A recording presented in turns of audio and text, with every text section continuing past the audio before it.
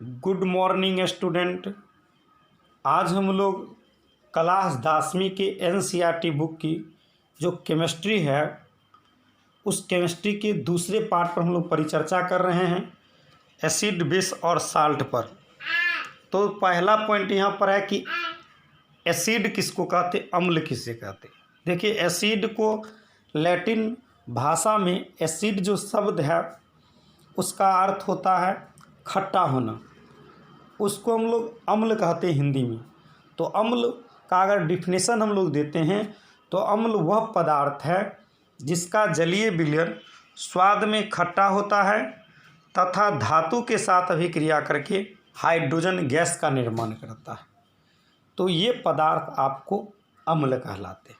वह पदार्थ जिसका जलीय विलयन स्वाद में खट्टा होता है और धातु के साथ अभिक्रिया करता है तो हाइड्रोजन गैस देता है, ये आपको अम्ल कहलाता है। जिसके अंतर्गत हाइड्रोक्लोरिक अम्ल HCl, सल्फ्यूरिक अम्ल H2SO4, नाइट्रिक अम्ल HNO3, आपको एसिटिक अम्ल CH3COOH, ये तमाम अम्ल के अंतर्गत आते हैं। अब जो नेक्स्ट बिंदु आपको हैं वह है आपको भस्म के बारे में।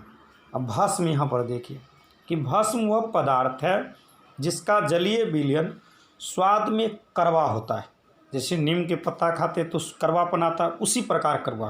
तो भस्म वह पदार्थ है जिसका जलीय विलयन स्वाद में कड़वा होता है तथा अम्ल को उदासीन करके लवण और जल बनाता है, तब उसे हम लोग भस्म कहते हैं। जैसे सोडियम हाइड्रोक्साइड NaOH हुआ, कैल्शियम हाइड्रोक्साइड CaOH का होल्ट हुआ, पोटासियम हाइड्रोक्साइड KOH हुआ, ये तमाम प्रकार के आपको भस्म के अंतर्गत जो होते हैं वो आते हैं। अब नेक्स्ट बिंदु पर जो हम परिचर्चा कर रहे हैं वह है आपको विद्युत अपघटय, कि जिस अम्ल, भस्म और लवण के जलीय विलयन से विद्युत धारा का संचालन होगा उसी को हम विद्युत अपघटय कहते हैं। जैसे हाइड्रोक्लोरिक अम्ल हुआ, सोडियम हाइड्रोक्साइड भस्म हुआ, और सोडियम क्लोराइड इसका सूत्र NaCl होता है, वो आपको लवण हुआ। इस तमाम पदार्थ के जलीय विलयन से विद्युत धारा का संचालन होंगे, इसीलिए ये पदार्थ विद्युत अपघटय के अंतर्गत जो होते हैं वो आते हैं। लेकिन जिस पदार्थ के जलीय विलयन से विद्युत धारा का प्रवहन नहीं होगा वह पदार्थ आपको विद्युत अनपघटय के अंतर्गत आएंगे, जिसके अंतर्गत एल्कोहल जिसका सूत्र C2H5OH होता है, ग्लूकोज जिसका सूत्र आपको C6H12O6 होता है, यूरिया जिसका सूत्र NH2CONH2 होता है, ये आपको विद्युत अनपघटय के अंतर्गत आते हैं, क्योंकि इस यौगिक के जलीय विलयन से विद्युत धारा का प्रवहन नहीं होता है। अब हम लोग नेक्स्ट पॉइंट पर जो परिचर्चा करेंगे वह है आपको आयनन। जल द्वारा विद्युत अपघटय का आयनों में विघटित होने की जो प्रक्रिया होती है उसी को हम लोग कहते हैं आयनन कहते हैं। आयनन जो होता है ना वह तनुता के साथ बढ़ता है। अगर कोई विलयन जितना तन होगा आयनन की मात्रा उतनी ही अधिक होगी। अब देखिए आपको जो जानकारी प्राप्त हो रहा है नेक्स्ट बिंदु पर वह आपको बहुत ही इम्पोर्टेंट और बोर्ड मॉडल है। कई बार सवाल परीक्षा में पूछता है कि अर्हेनियस के द्वारा अम्ल और भस्म का परिभाषा बताइए। तो अब अर्हेनियस वैज्ञानिक जो अम्ल और भस्म का परिभाषा दिए, तो पहले अम्ल के बारे में जानिए कि अम्ल वह पदार्थ है जो जल में घुल करके हाइड्रोजन आयन अर्थात H+ आयन जो होता है वह प्रदान करता है। तो अम्ल वह पदार्थ है जो जल में घुल करके H+ आयन प्रदान करता है, उसी को हम लोग अम्ल कहते हैं। उसी को हम लोग क्या कहते हैं, अम्ल कहते हैं। जैसे आपको एग्जाम्पल यहाँ पर दिखाई देता है, सोडियम एग्जाम्पल आपको दिखाई देता है HCl हाइड्रोक्लोरिक अम्ल, H2SO4 सल्फ्यूरिक अम्ल, HNO3 नाइट्रिक अम्ल, CH3COOH आपको एसिटिक अम्ल, ये अम्ल का डिफिनेशन हुआ। अब देखिए अर्हेनियस वैज्ञानिक के द्वारा जो नेक्स्ट जो परिभाषा दिया गया वो आपको है भस्म का।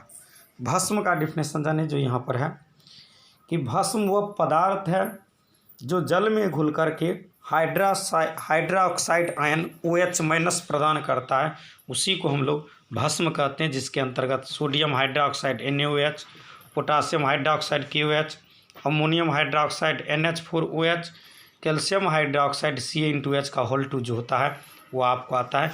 ये आपको भस्म का परिभाषा है और हिनियस वैज्ञानिक के अनुसार। अब देखिए नेक्स्ट जो पॉइंट आपको हैं वह आपको नेक्स्ट पॉइंट वो है क्षार।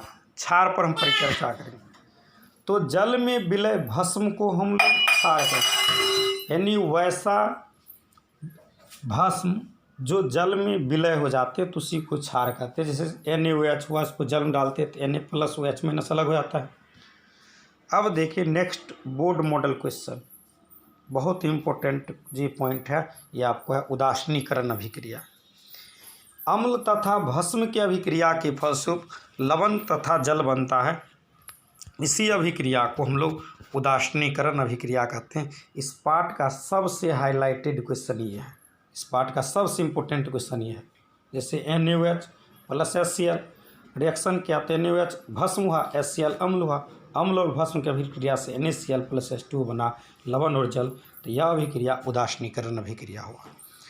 अब है अम्ल के गुणों पर परिचर्चा किया गया कि अम्ल में कई प्रकार के गुण जो होते हैं वह देखने को मिलते हैं। तो अम्ल में कौन कौन से गुण होते हैं, तो ये गुणों पर ध्यान दें। अम्ल स्वाद में खट्टा होता है, अम्ल विषैले और तीव्रनाशक भी होते हैं, अम्ल रंजक में रंग परिवर्तन करने का भी कार्य करता है, और अम्ल नीला लिटमस पत्र को लाल कर देता है। अम्ल धातु से भी क्रिया करता है तो हाइड्रोजन गैस बनाता है। एक क्वेश्चन ऑब्जेक्टिव में ज़्यादा आता है कि अम्ल नीला लिटमस पत्र को क्या करता है, तो इसका आंसर होगा लाल। ये तमाम गुण हैं। अब देखिए कई ऐसे पदार्थ होते हैं, कई ऐसे पॉइंट हैं जिसमें अलग अलग पदार्थों में अलग अलग अम्ल की मात्रा होती है। कंपटीशन में ये सवाल पूछता है ज़्यादातर। जैसे संतरा और नींबू का रस हुआ, उसमें सिट्रिक अम्ल का अंश है। इसके अतिरिक्त सेब में मौलिक अम्ल का अंश है, इमली में टार्टरिक अम्ल है, सिरका में एसिटिक अम्ल का अंश है, दही में लैक्टिक अम्ल का अंश है, टमाटर में ऑक्जेलिक अम्ल है, अमा सिरप में हाइड्रोक्लोरिक अम्ल हुआ, चाय में टैनिन अम्ल हुआ, विटामिन सी में एस्कॉर्बिक अम्ल हुआ, और लाल चींटी में आपको फॉर्मिक अम्ल जो होते हैं वह है। तो ये विभिन्न प्रकार के पदार्थ होते हैं और अलग अलग अम्ल की मात्रा जो होते हैं पाए जाते हैं। आज के लिए इतना ही। फिर नेक्स्ट वीडियो में क्लास दूसरी का दूसरा जो चैप्टर है आपको 10वीं क्लास का, उस पर परिचर्चा करेंगे। मैं लेखक कमलेशानंद उपाध्याय, हरिउद केशव चंद्र शेखावत, तमाम साथियों को हम यही कहेंगे कि इस वीडियो को अधिक से अधिक शेयर करें जिससे सभी लोग को लाभ हो। और यूट्यूब चैनल मेरा है केमिस्ट्री लाइव कांटी का, जहां पर निःशुल्क शिक्षा फ्री ऑफ कॉस्ट तमाम स्टूडेंट को पढ़ाए जाते हैं। वह बिहार बोर्ड वाले हैं या CBSE वाले स्टूडेंट हैं, तमाम स्टूडेंट हमारे चैनल को सब्सक्राइब करें और वहां से जुड़ें। तब तक के लिए बहुत बहुत धन्यवाद। हमारा नंबर 7070097597 है।